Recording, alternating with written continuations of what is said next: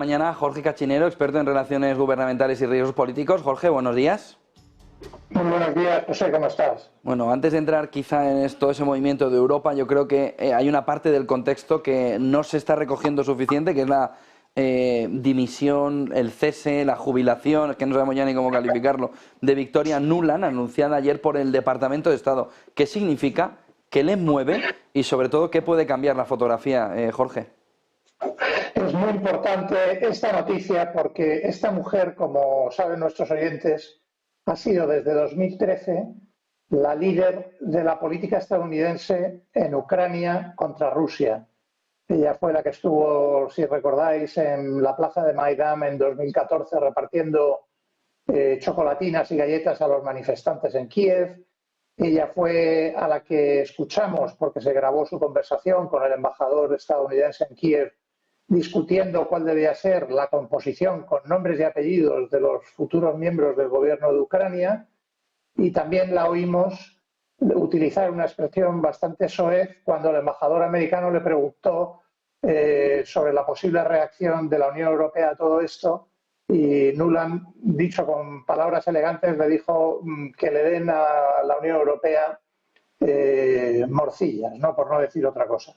Entonces, yo veo en este cese, como se le ha calificado oficialmente, una señal de que quizá Estados Unidos está preparando el abandono definitivo de lo que en Estados Unidos se llamaba el proyecto Nuland o el proyecto Ucrania, que Estados Unidos está ya finalmente dándose cuenta que aquello está perdido.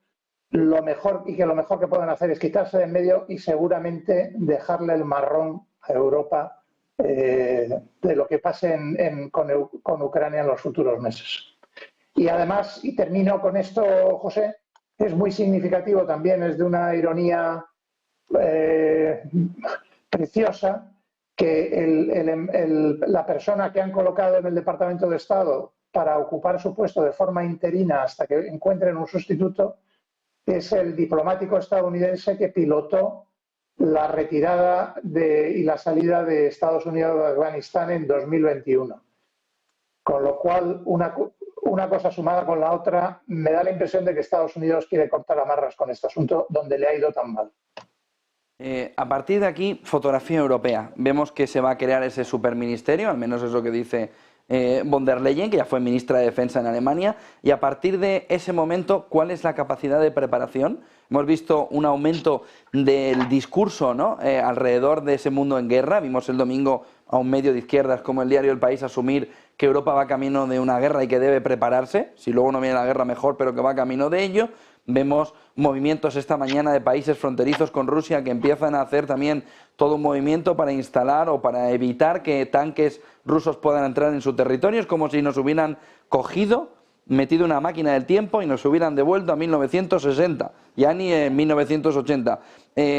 ¿Crees que, por un lado, existe ese riesgo real? Y por otro lado, ¿crees que esa fotografía nos lleva a que hay una sensación, sobre todo de la ciudadanía, de que las élites, los gobiernos, les empiezan a conducir a que hay que aumentar el presupuesto de defensa inminente porque el riesgo también es inminente?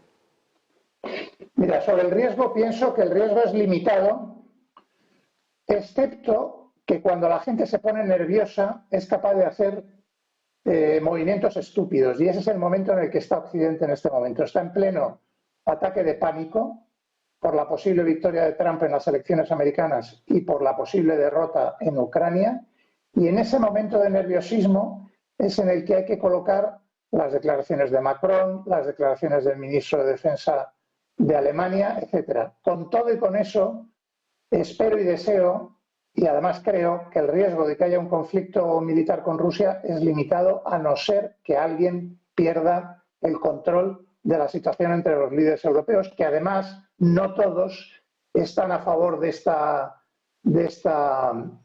línea, como lo estamos viendo, por supuesto, en Ucrania, pero también en Eslovaquia. Yo creo que es el nerviosismo de ver que este proyecto Nuland en Ucrania, que iba a ser una cuestión de semanas para infligir una derrota estratégica a Rusia, aislarlo económicamente y diplomáticamente, no ha funcionado. En el caso de Alemania en concreto, porque a fin de cuentas es el país más grande de la Unión Europea, Los movimientos de Pistorius, el ministro de Defensa, hay que interpretarlos como los movimientos del candidato de la CIA en Alemania para desbancar a Scholz. Scholz es un político muy poco popular en Alemania en este momento.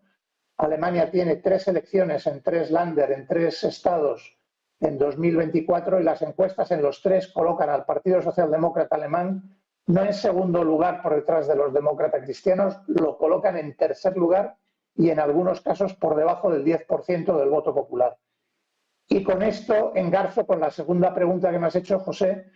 Las declaraciones de Macron y las declaraciones de Pistorius en Alemania han sido encuestadas entre la población de los 2 países, y el porcentaje de franceses y de alemanes que están de acuerdo con esta política, por lo menos vocalmente y formalmente agresiva hacia Rusia, es una minoría y descendiendo. No hay ambiente entre la ciudadanía europea por ir a un enfrentamiento militar con Rusia, que sería un destrozo para Europa, porque a fin de cuentas estamos hablando de la potencia nuclear más grande del mundo.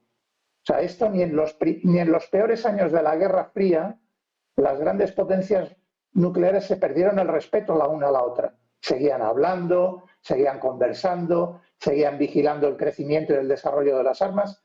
Y en este momento estamos en un momento en el que Alemania, un país casi sin ejército y sin armas nucleares, se atreve a retar militarmente a la potencia nuclear más grande del mundo.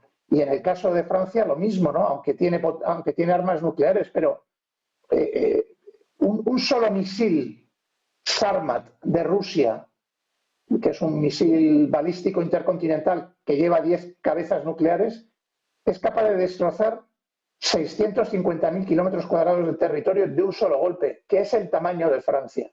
¿Estamos en serio hablando de eso? O sea, yo creo que los líderes europeos están en un estado, como digo, de pánico y al borde de un ataque de nervios en este momento.